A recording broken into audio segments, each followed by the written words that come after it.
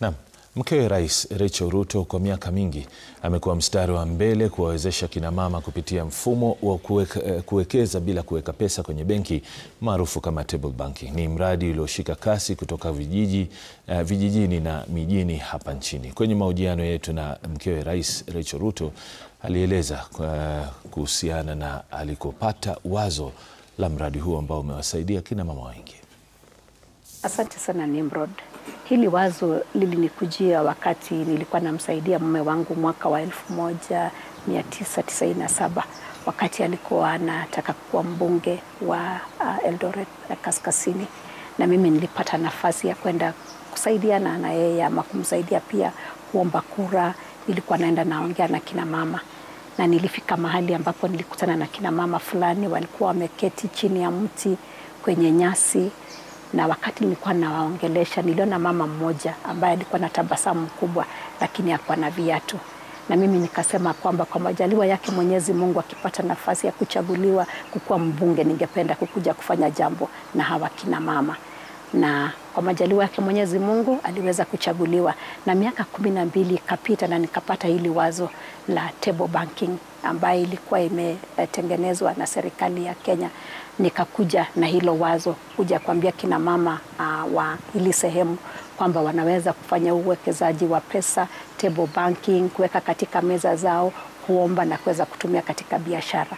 Na tukaanzisha organization yetu ambayo tuliita Joyful Women kwa ajili ya yule mama mmoja ambaye hakukuwa na viatu, hakuwa na chochote, alionekana lakini alikuwa na tabasamu, na tukasema kwamba tungependa hili tabasamu liweze kufikia kina mama wote. Jambo hili si rahisi kwa sababu hivi sasa mnajivunia miaka 16 tangu kuasisi, mnajivunia kuwa na wanachama 240,000. Kwa hivyo si jambo rahisi, lakini kumekuwa na changamoto. La masi. Tumekuwa na changamoto. Pele umesema pengine changamoto moja ambalo ningependa kusema ni kwamba wakati tumeanza hii mambo ya table banking, kina mama kuweka pesa kutumia kwa biashara, pengine mama mmoja anaweza kupata changamoto, pengine ameenda kuegeza mali fulani na akapata kwamba hiyo biashara haikufaulu.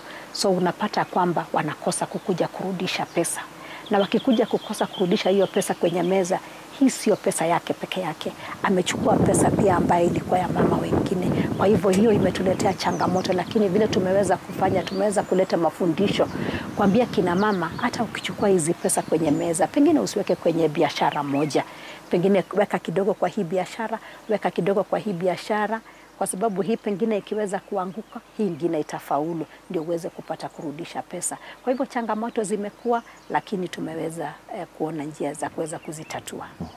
Ukiangalia taasisi ambazo zinatoa fedha kama ni mikopo, mara nyingi zimekuwa zikimpuuza mwanamke au mama kwa njia moja au nyingine, aidha kutokana na kwamba hawana imani au kitu kama hicho. Unaona kwamba fursa hii ya table bank imebadilisha mawazo kama hayo na kuvutia hata uwekezaji zaidi kutoka kwingine, ambapo pengine hata sasa benki zinaona tuna uwezo wa kumwamini mama katika kutoa mikopo.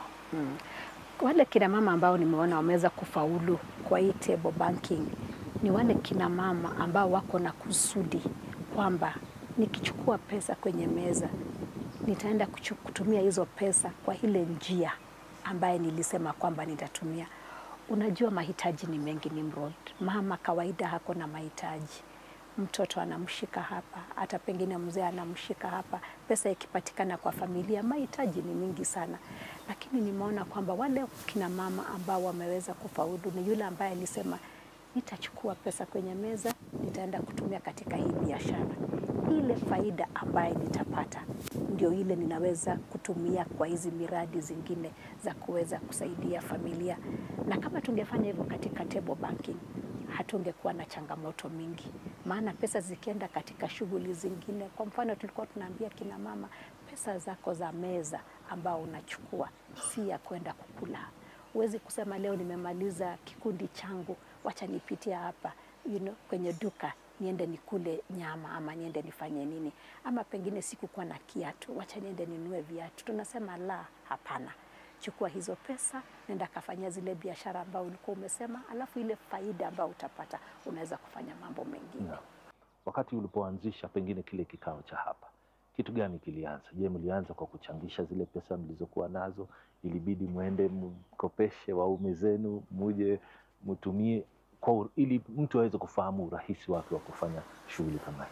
Wakati tulianza na wakati vikundi vilianza, walianza na kile ambacho walikuwa nacho kwa mkono. Kama ilikuwa shilingi 50, shilingi 100, kwa sababu hatuna kusema kwamba pengine ulete hii shilingi, unaleta kama ni shilingi 50, shilingi 100. Kwa hivyo ilianza hivyo, unalete tu ile uko nayo, alafu unaweza kuomba, unaweza kwenda kufanyia biashara zako. Asante sana Mama wa Taifa, nashukuru kwa muda wako. Na bila shaka tunakutakia kila laheri katika ufanisi. Sherehe za miaka 16 maana si kazi rahisi, inahitaji moyo na inahitaji zaidi kushika mkono na hata wengine zaidi ambao wamewasaidia. Tunasema asante sana kwa kuwa nasi na kwa kutupa fursa. Asante.